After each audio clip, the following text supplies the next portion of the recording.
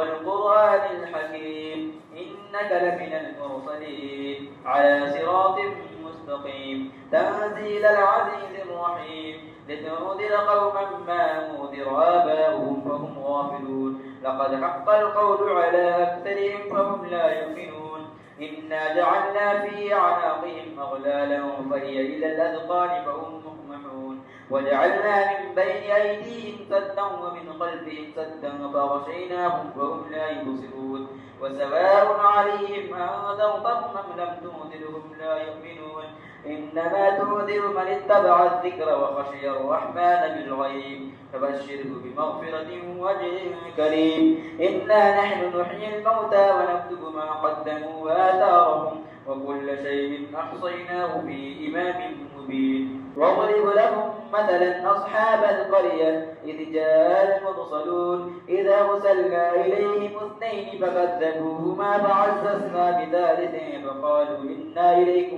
مرسلون قالوا ما أنتم إلا بشر مثلنا وما أنزل الرحمن من شيء إن أنتم إلا تكذبون قالوا ربنا يعلم إنا إليكم لمرسلون وما علينا إلا البلاغ المبين قالوا إنا تطيرنا بكم لئن لم تنتهوا لنرجمنكم وليمسنكم منا عذاب أليم قالوا طائركم معكم أن ذكرتم بل أنتم قوم مسرفون وجاء من أقصى المدينة رجل يسعى قال يا قوم اتبعوا المرسلين اتبعوا من لا يسألكم أجرا وهم مهتدون